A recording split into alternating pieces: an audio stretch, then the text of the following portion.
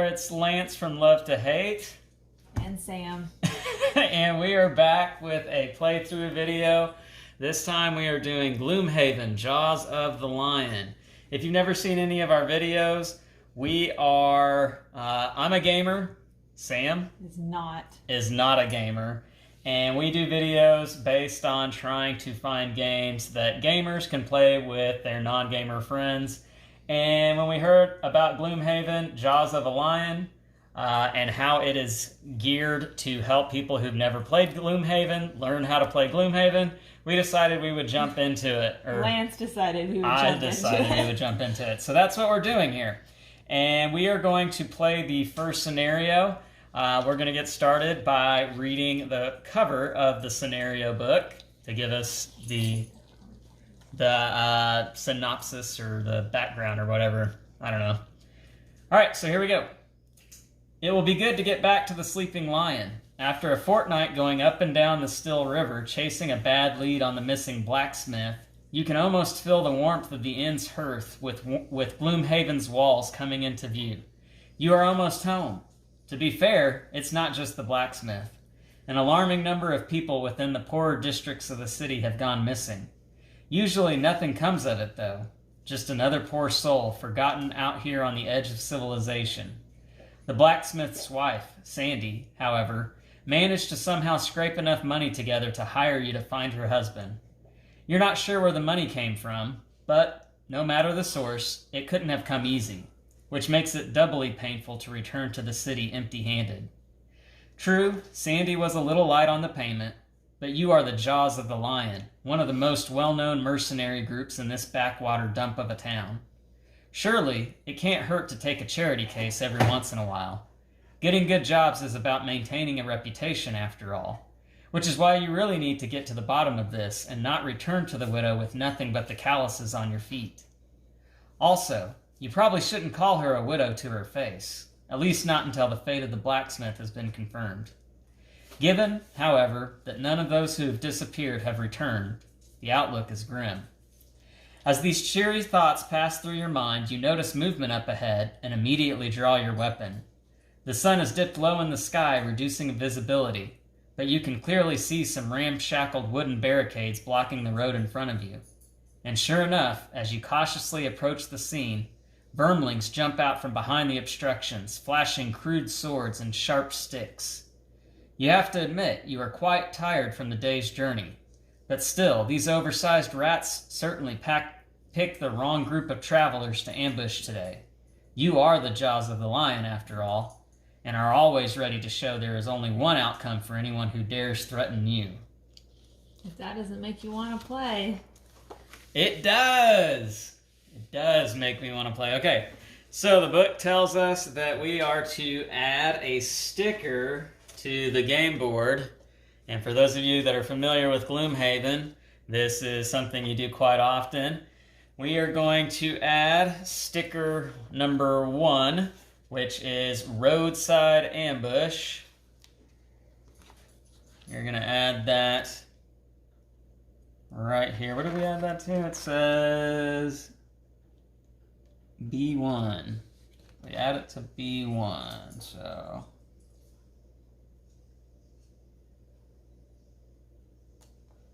right there like that.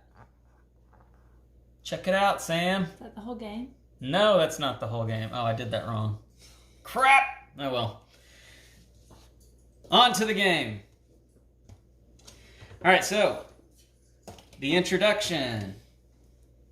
The road back to Gloomhaven has been long, and now to get attacked by vermlings when all you want is a warm meal and a soft bed, well, it makes you mad. Mad enough to kill those mangy creatures before you collapse from exhaustion.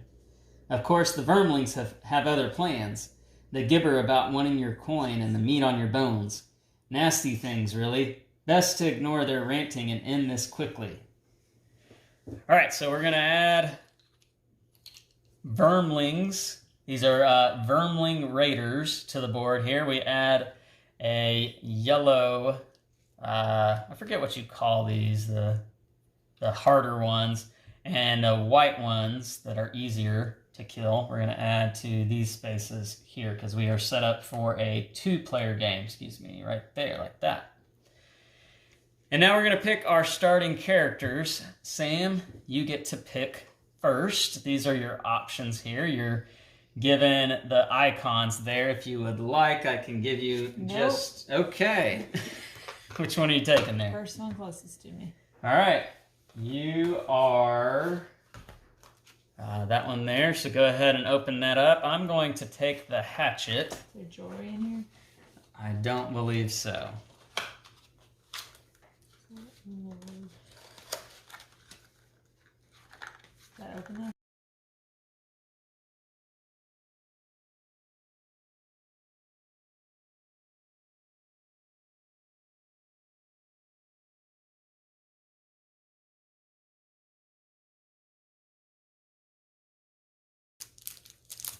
And then out of your cards, poker-sized cards, go ahead and take your player aid card, set it to the side where you can access it easily. And then the top 6 cards are going to have letter A listed right here at the top underneath the name of each card. Make sure you have those 6. Those are the 6 you're going to be playing with in this scenario. You can put the rest of the deck to the side. You don't need it.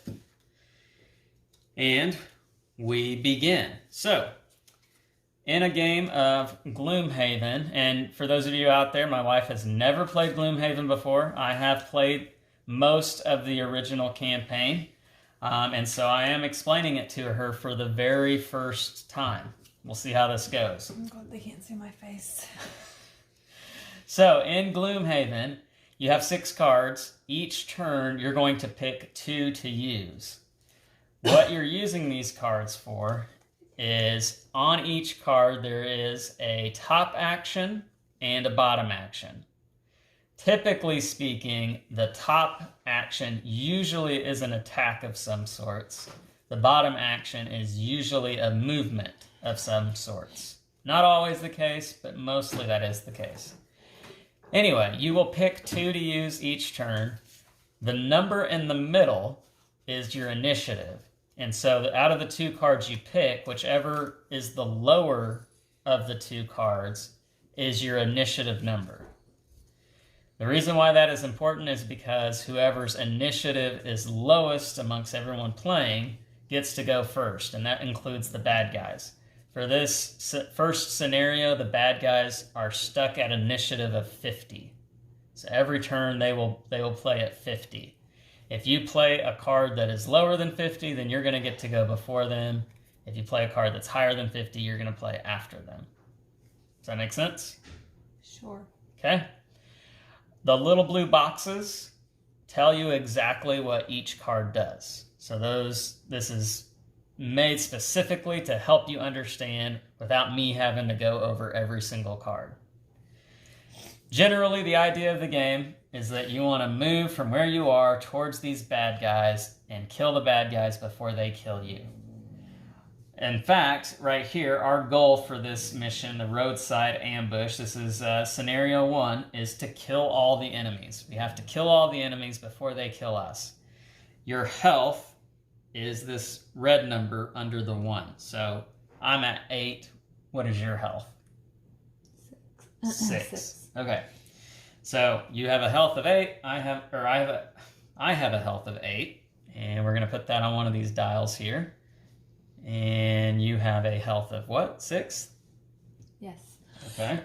Goodness. And so let's get you set up here for that.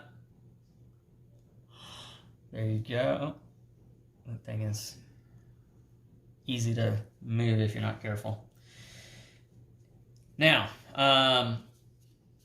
as I said, you play 2 cards each turn, okay? We'll each get a turn doing both of our cards, and then the bad guys will also get a turn. For this opening mission, the bad guys are going to move 1 space towards whoever's closer to that particular bad guy, and they are going to attack for 2 if you're adjacent to them. Anytime attacking is done in this game, you do whatever is either on the card, or what, in the case of the bad guy, their attack value, and you flip over one of these modifier cards. And typically these will either add additional attack to it, take away attack from it, or could possibly multiply it or negate it altogether. There's a little bit of randomness to this deck. Anyway, after we have played all the cards from our hand, okay, so if you do the math, you get 3 turns because you have 6 cards and you play 2 each time. Then you will choose to do a short rest. And what that means is you will take all your cards that are on the discard side of your player board, because that's where they go after you've played them.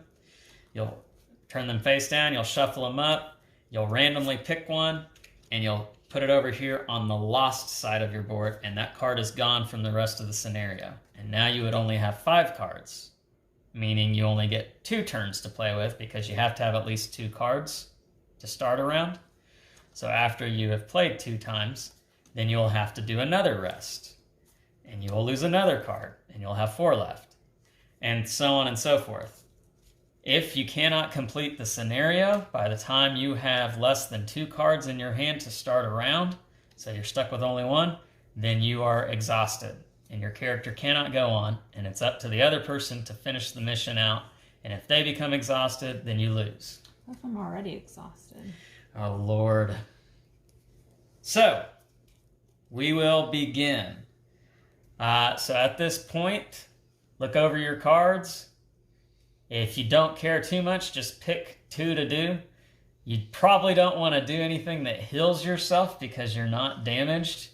You want to just basically try to go over there and kill the guys. If you have cards that say range on them, it means that you attack from far away. If it says something like range of 3, for instance, you have to be within 3 spaces of a bad guy to attack that person.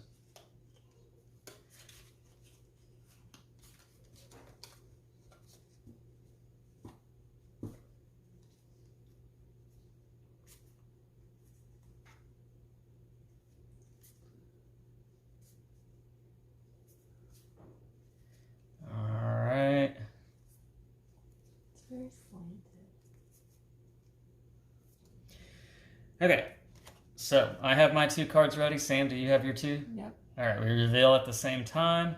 My lower of the 2 is 35. Mine's 68. 68. Wow, your numbers suck. Yep. Okay, so, I forgot to get these out to establish initiative order. So I am the Hatchet, and you are the Vord Warden. And so something new to Gloomhaven Jaws of the Lion are these little tokens right here to better establish initiative order. And in this first turn, it will be myself, followed by the bad guys, and then Sam. So my 2 cards, Stopping Power, I can attack for 3 damage at a range of 3, or I can immobilize, target 1 adjacent enemy, move 3. My other card, Disorienting Barrage, or Disorienting Barrage. That makes more sense than orienting. I can attack for 1 at a range of 3, targeting 3 different people, giving them each muddle, or I can move 2 and all adjacent enemies suffer 1 damage. I'm going to attack for 3 at a range of 3, because I am within 3 of this guy right here. So 3 plus 0, so it will do 3 damage, and this is number 1. And these little guys have a health of 5. The big baddie here has a health of 10. So we will do 3 damage to number 1 here. 1, 2, 3. So he has a health of 2 at this point. And I've used that card, and it goes into my discard pile. And next I'm going to move for 2, doing 1 damage to someone who's adjacent to me. So 1, 2, and he is. I will do 1 additional damage. He is at 4 now. And that is my turn. So now we'll go to the bad guys. I guess it turns it upside down. So that's a way to keep track of that. Starting with the yellow one here first. He's going to move 1 space towards me, and now we will do all the whites in numerical order, starting with number 1 here. And I'm adjacent to him, so he's going to attack me for 2 plus 1. So he's going to do 3 damage to me. I am at 5 health. Next, it's going to be this guy way over here. These green spaces, Sam, are obstructions. You can't go through them. So he would move there, and then this guy is going to move there. And that is the bad guy's turn. So it will go to you next. So you have 2 cards there. Again, you play 1 card with the top action, and the bottom, or the next card you have to play with the bottom action, or vice versa. You can do the bottom action on one and the top action on the other.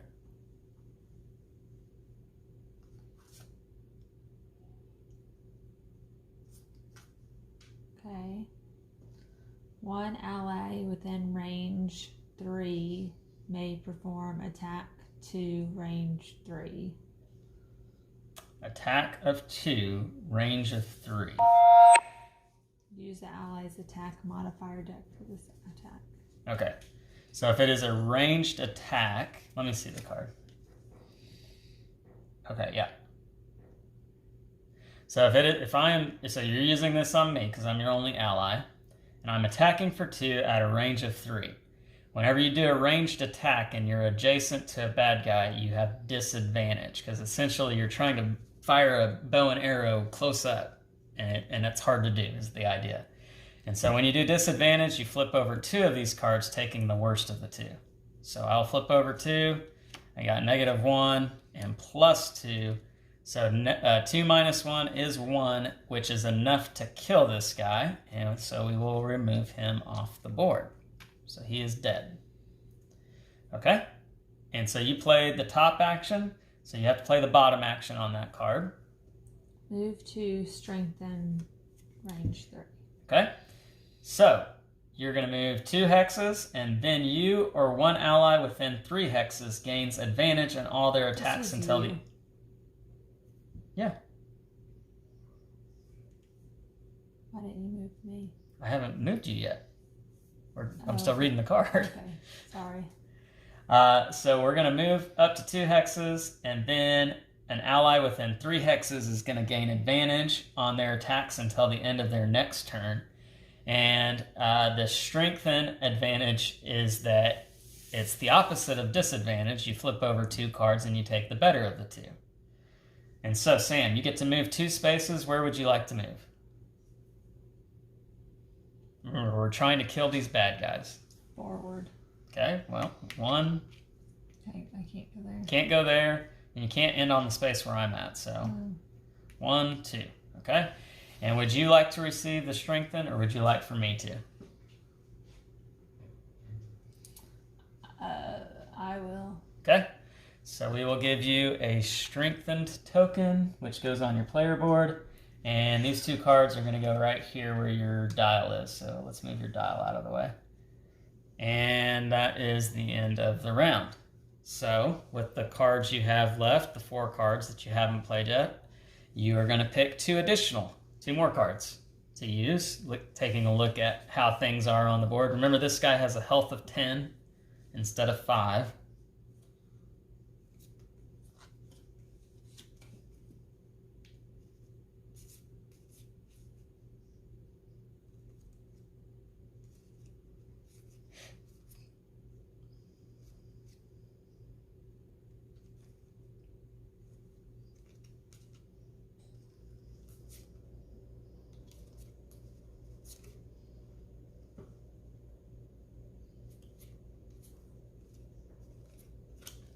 Okay. I have my 2. Do you have your 2? Sure. Okay. And show them. My initiative is 18. 43. 43. So you will go ahead of them. And we will flip all these back over. It'll go me, then you, and then the bad guys. And my first card is Second Wind. I'm playing the top part. Allows me to heal 3. And so I'm going to go back up to 8, where I was at the beginning of the mission. And my second card, I'm doing the bottom action, moving up to 4. And I'm going to go 1, 2, 3. and 4. I'm going to stop right there. And that is my turn. Sam, what are your 2 cards? Attack 3. Okay, so you have Turn Out the Lights, which lets you attack 3 at a range of 3. You are 1, 2, 3, 4, 5 spaces away, so you would need to move first before you could attack with this card. So this one's moved 4. It's okay to do that one. Yep, so you want to move 4 first. I go diagonal. Yep, and you don't have to move all of your movement. You can stop short if you'd like to, because if you don't kill him, he's going to move 1 space and he's going to attack you. So you may want to move back at least 1 space, okay? And then you can attack for 3 at a range of 3. And so you want to attack him? Yeah. All right.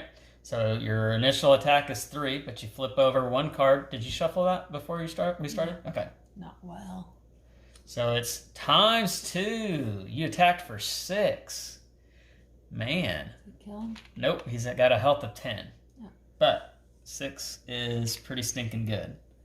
So he has 4 health left. His number is 5. So we're going to put these 3s on him. Health of 6. Now this icon right here means you're going to reshuffle this deck at the end of the turn. And you do that? I will shuffle your deck for you, yes. And so we have both gone, and now the bad guys will go. And starting with the yellow, he is going to move 1 space to whoever's closest, and it's a tie between you and I.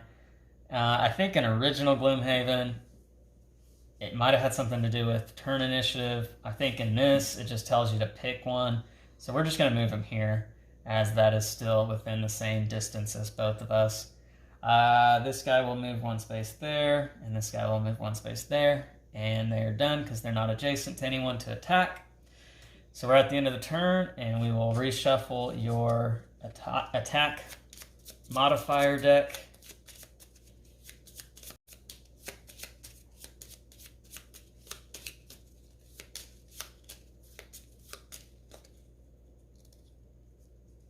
There you go. And now you should have only 2 cards left to play. So those are your 2 cards you're stuck with. And we will reveal. I have an initiative of 24. 23. So you're going to go ahead of me this time. But we are both still ahead of the bad guys. So play your 2 cards first.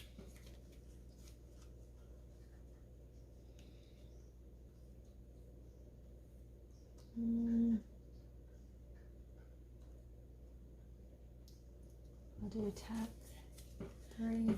Okay. So it says force 1 enemy within a range of 3 to perform attack 3, targeting an enemy of your choice adjacent to them. So what that means is that an enemy within 3 spaces of where you are, so 1, 2, him, or 1, 2, 3, him, you can force one of the 2 to perform an attack of 3 on essentially the other one.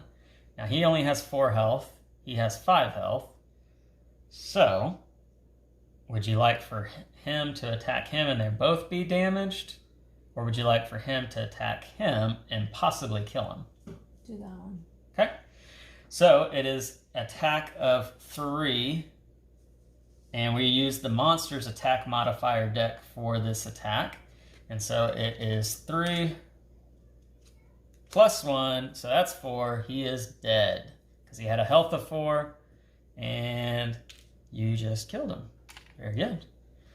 And what's your other card let you do? You have to do the bottom action on it. 1 ally within range 3 may perform attack of 3. If they do, this ally suffers 1 damage. All right. So I would have to be adjacent because there is no range listed on the attack. And I'm not adjacent to anyone, so I can't do this. However, in the first scenario, it doesn't tell you to do this, but this is true in Gloomhaven. Anytime you don't want to do the action listed on the card, you can always use it for a generic action listed here in the middle. The top being attacking for 2, the bottom being moving for 2. So, since you're not doing this, you could move for 2 if you would like. 1, 2. Okay. Next, I will go and I am going to play double throw. I'm going to do the bottom action here. Lets me add 1 +1 attack to all my attacks this turn. So next I will play center mass, which says attack for 3 at a range of 3, but I'm adding 1 to it, so I'm attacking for 4. And I'm attacking number 4 here. So I've got 4 +1 is 5, which is enough to kill him. So he is dead. We are down to 1 last dude. All right, so you went, I went. Now it is the bad guy's turn, and they have this one little poor soul left, and they have gone. Now it's back over to us. We're out of cards, so now we have to do that short rest I was telling you about. So take all your cards over here in your discard pile, turn them over, mix them up,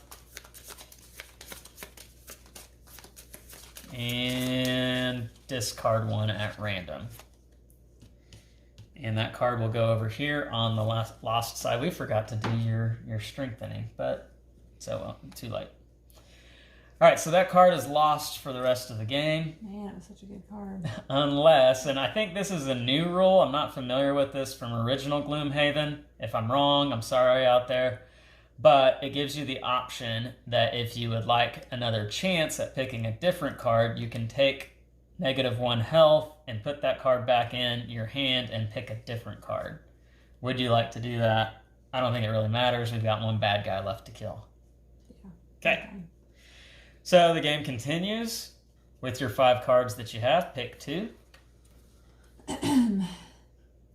Keeping in mind that this guy is somewhat behind an obstruction. In order to do ranged attacks, you have to be able to draw a line from any point in the hex that you're in to any point in the hex that the other character is in without crossing any obstruction lines, which in your case would work, and in my case would work as well too. So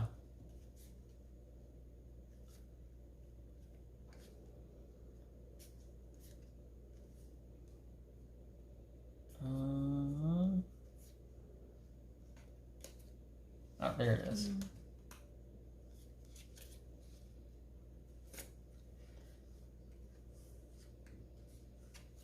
Okay, I have my 2. Do you have your 2? Yeah. Okay. Reveal. Got 35. 43. And so I will go ahead of you. We'll flip all these back over.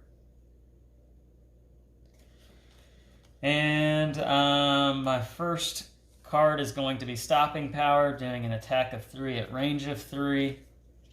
Attacking this guy, obviously. So I've got a 3. +1 is a 4. And so he is on his last breath. Or last gasp.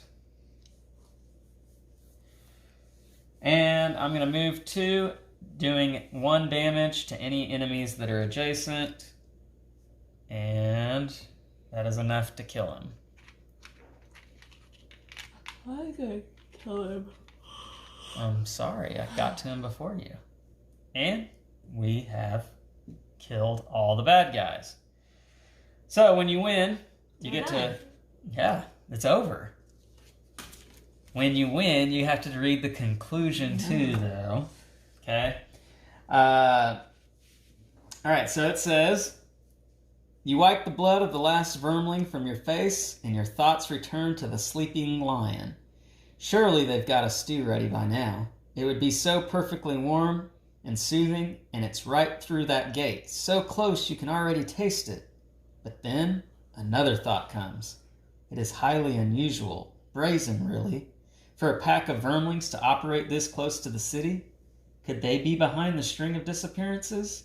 It's a long shot, but one worth investigating, especially considering this ambush site doesn't look like their base of operations.